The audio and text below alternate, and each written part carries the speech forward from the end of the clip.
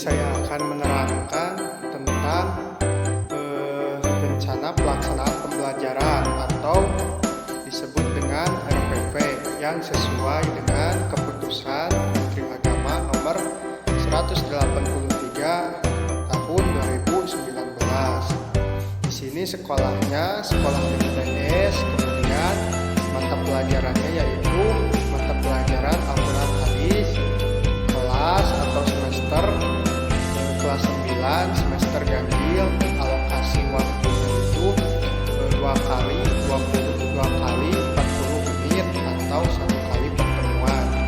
Kemudian materi pokoknya yaitu fasih membaca Al-Quran dengan tajwid membentuk sikap disiplin. Submaterinya yaitu hukum bacaan madlaji mukhafaf ilmi, madlaji musaqal ilmi, madlaji musaqal harfi, dan madlaji mukhafaf harfi. Kemudian kompetisi dasarnya yang pertama menghayati keutamaan membaca Al-Quran sesuai kaidah ilmu tajwid. Kemudian yang kedua menjalankan nilai-nilai yang terkandung dalam Al-Quran dan disiplin dalam kehidupan sehari-hari. Kemudian di sini ada alat dan media pembelajaran. Alatnya itu yang pertama saya menggunakan papan tulis dan spidol. Kenapa saya menggunakan papan tulis dan spidol? Karena menurut saya papan tulis dan spidol itu sudah merupakan bagian dari karakteristik kegiatan belajar mengajar di dalam kelas. Karena di dalam kelas pasti ada papan tulis dan spidol. Itu alatnya. Kemudian yang kedua media pembelajaran. Media pembelajaran yang saya gunakan yaitu audio visual dengan PowerPoint. Kenapa saya menggunakan audio visual? Karena salah satu pembelajaran yang efektif untuk menunjang keberhasilan saat proses belajar mengajar ialah menggunakan media audiovisual. Pasalnya, media audiovisual ini dapat menampilkan suara dan gambar, sehingga hal ini bisa menjadi media pembelajaran yang menarik untuk para siswa. Jadi, audiovisual ini tidak hanya menampilkan suara saja, tetapi suara itu ditampilkan dengan gambarnya. Juga tidak hanya menampilkan gambarnya saja, tetapi audiovisual ini menampilkan antara gambar dan suara. Kemudian yang selanjutnya yaitu sumber belajarnya saya menggunakan mushaf Al-Quran dan terjemahannya, juga buku guru dan siswa. Kemudian yang selanjutnya perencanaan pembelajaran. Di sini yang pertama ada pendekatan pembelajaran. Pendekatan pembelajarannya saya menggunakan pendekatan pembelajaran deduktif dan konstruktivisme. Kemudian yang kedua yaitu strateginya. Strateginya di sini saya menggunakan inquiry learning. Kemudian metodenya saya menggunakan metode ceramah, metode demonstrasi, dan metode menghafal Al-Quran. Yang selanjutnya yaitu indikator pencapaian kompetensi. Yang pertama, indikator pencapaian kompetensinya yaitu mendengarkan bacaan Al-Quran dengan khusyuk. Kemudian yang kedua, indikator pencapaian kompetensinya yaitu membiasakan membaca Al-Quran sesuai dengan kaidah ilmu tajwid. Yang ketiga, indikator pencapaian kompetensinya itu menampilkan sikap disiplin dan nilai-nilai Al-Quran dalam kehidupan sehari-hari.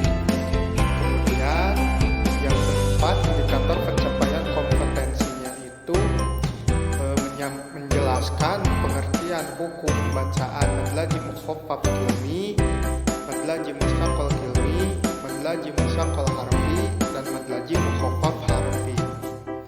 Kemudian yang selanjutnya ada tujuan pembelajaran. Nah, tujuan pembelajaran pembelajaran di sini yang pertama itu peserta didik dituntut untuk meningkatkan kecintaan peserta didik terhadap Al-Quran dan hadis. Itu yang pertama. Kemudian tujuan pembelajaran yang keduanya itu yaitu membekali peserta didik dengan dalil-dalil yang terdapat dalam Al-Quran dan hadis sebagai pedoman dalam menyikapi dan menghadapi kehidupan.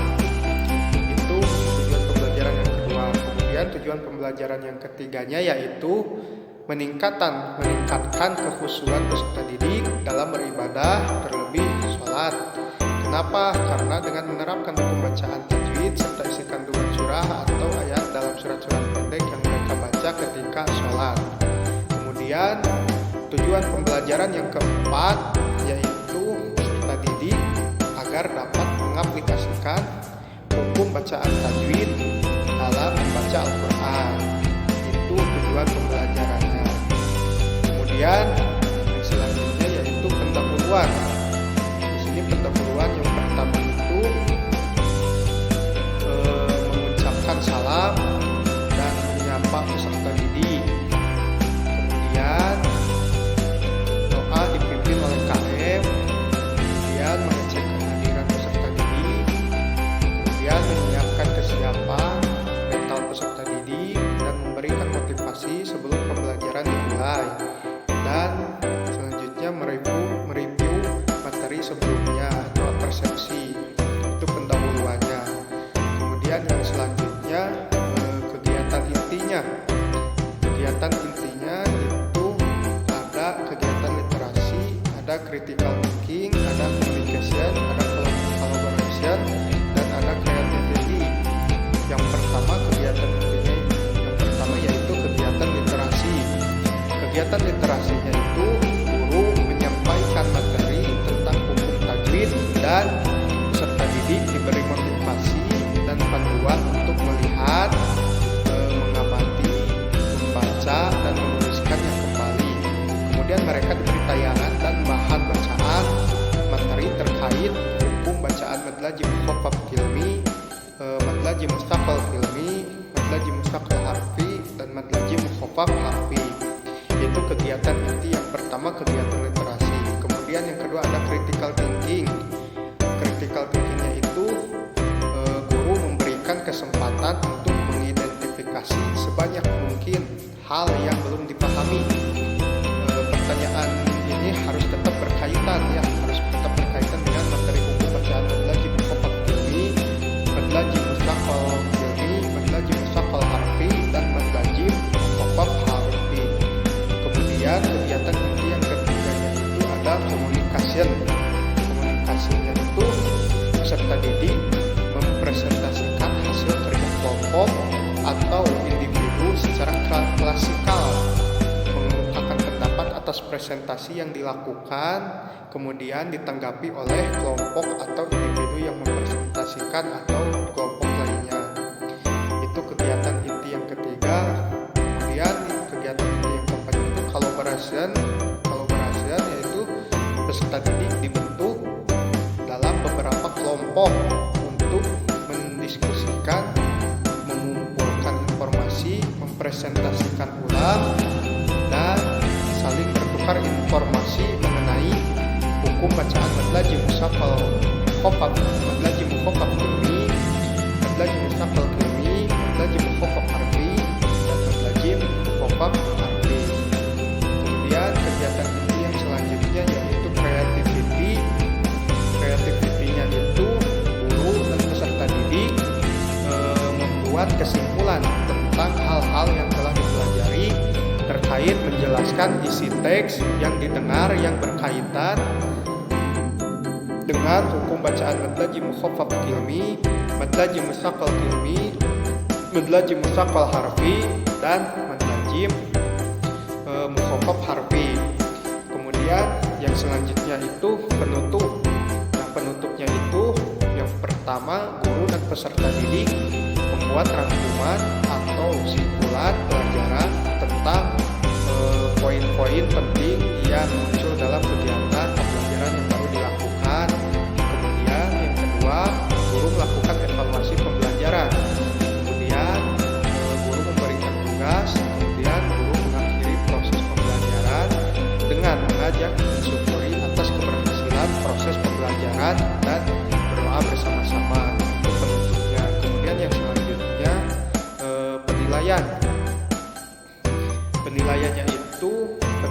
terhadap materi ini dapat dilakukan sesuai kebutuhan guru, yaitu dari pengamatan sikap, pengamatan tes pengetahuan ya, dan presentasi unjuk kerja atau hasil karya proyek dengan rubrik penilaian.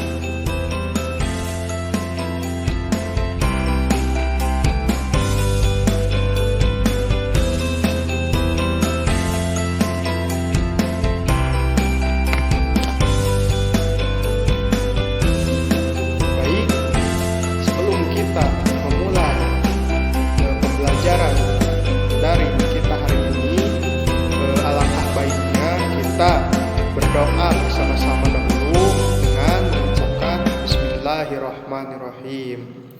Nah, hari ini kita akan belajar daring dengan tema fasih membaca Al-Quran dengan tajwid membentuk sikap disiplin. Nah, jadi Al-Quran itu adalah kalamullah yang diturunkan kepada Nabi Muhammad SAW melalui siapa? Melalui malaikat Jibril alaihi salam untuk dijadikan pedoman hidup umat manusia.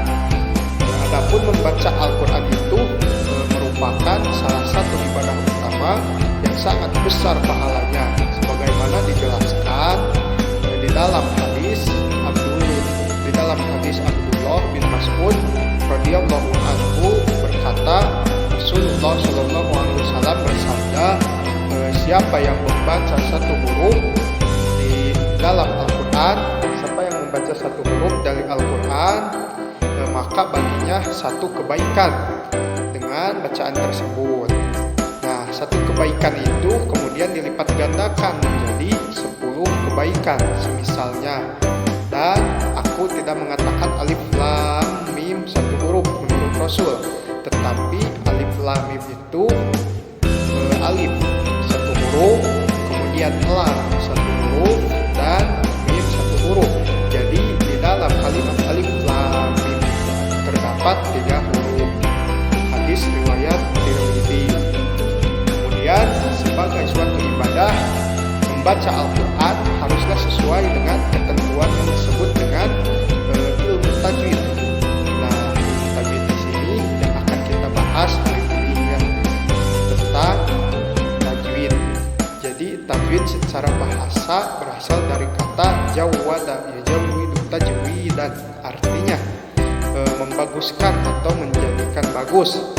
Dapat pula diartikan sebagai al-ityanul jaidi, segala sesuatu yang mendatangkan kebaikan. Nah, itu pengertian dari Al-Quran dan tajwid.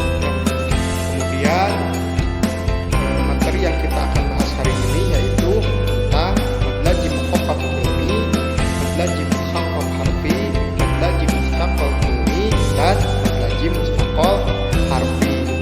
Yang pertama itu ada hukum bacaan madlajim mukhaffaf ilmi. Dalam ilmu tajwid, madlajim mukhaffaf ilmi itu dibaca panjang, dibaca 3 alif. 3 alif itu sama dengan 6 harokat. Jadi madlajim mukhaffaf ilmi ini adalah apabila huruf mad bertemu sukun asli dalam satu kalimat. Adapun secara bahasa, mukhaffaf itu diartikan dengan ringan, sedangkan kilmi itu diartikan dengan kalimat. Jadi mukhaffaf kilmi itu kalimat yang ringan. Jadi mukhaffaf kilmi itu adalah mad yang bertemu sukun asli di dalam satu kalimat, dibacanya itu diringankan, kalimat yang ringan. Kemudian hukum bacaan madlajim mukhaffaf ilmi itu cuma hanya ada 2 yang terdapat di dalam surat Yunus ayat 51 dan surat Yunus ayat 91. Yang pertama di dalam surat Yunus ayat 51 yang bunyinya al-ana wa qad kuntum bihi tasta'jilun. Cara membacanya itu dipanjangkan ya,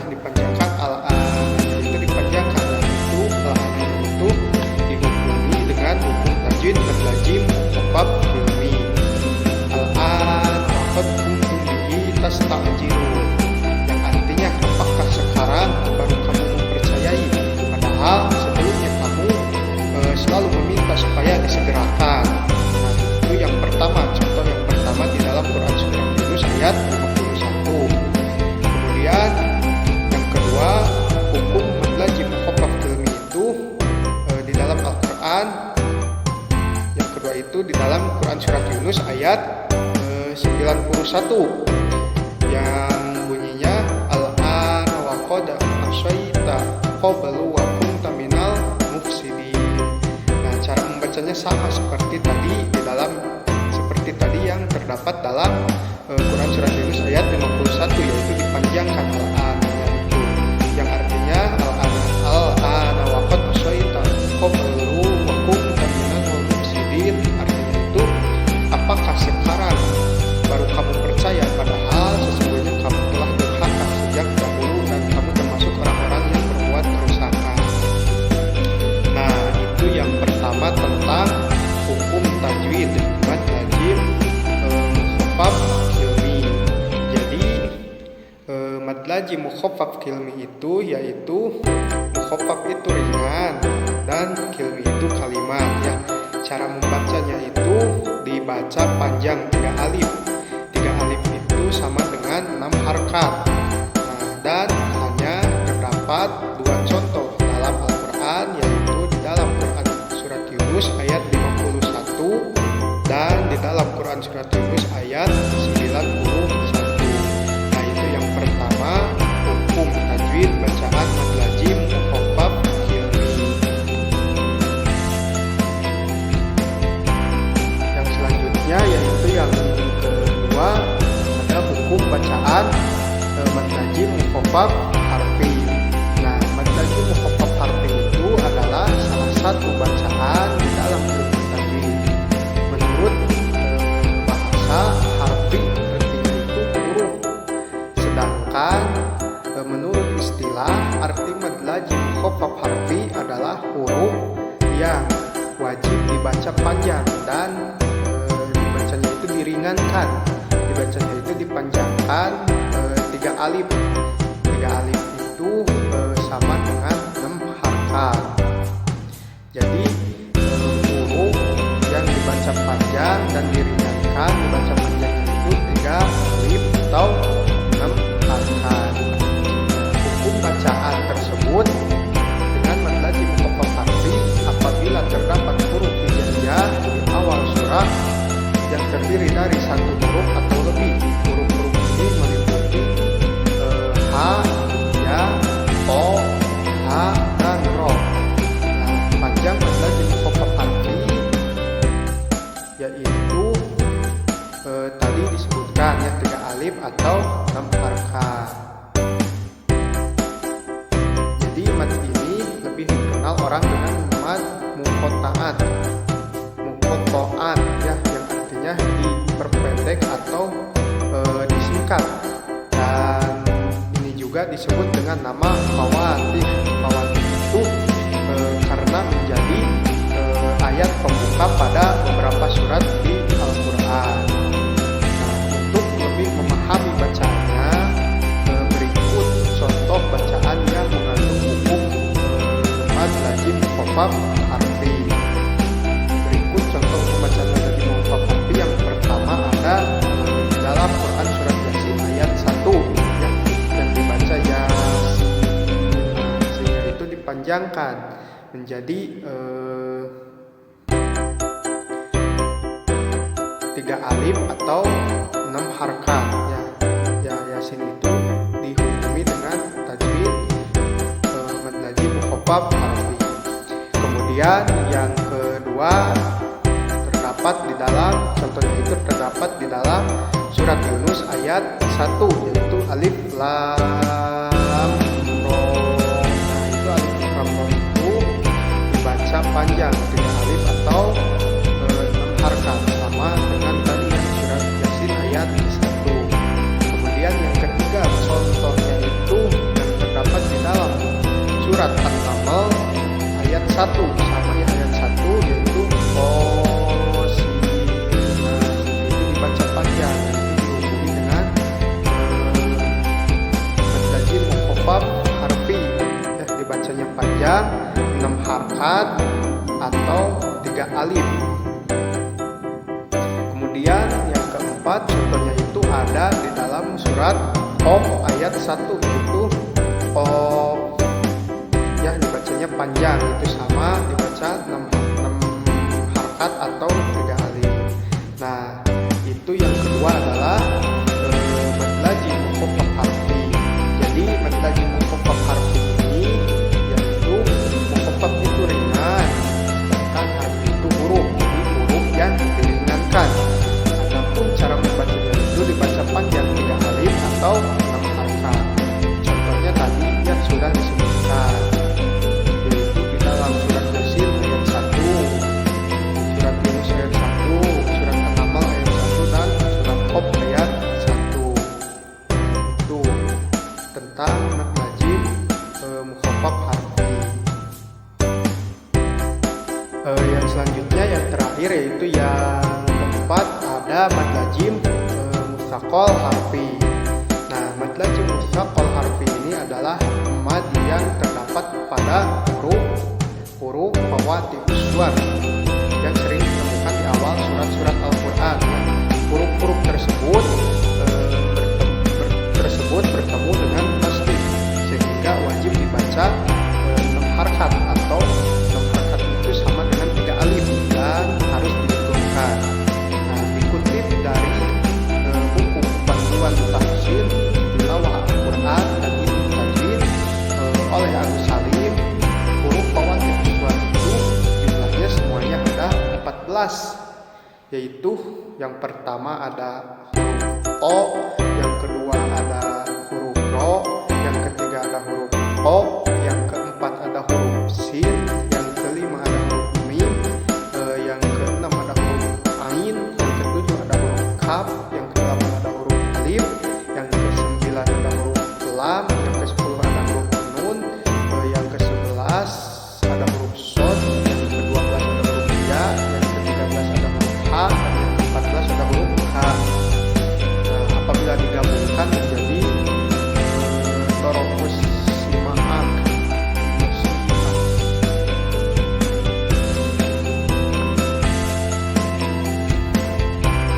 Nah, huruf-huruf tersebut dikenal dengan huruf mabni sukun, dan cara membacanya itu dengan mengeja huruf tersebut. Contohnya bisa dilihat pada awal surat Al-Baqarah, di mana terdapat 8 alif lam mim.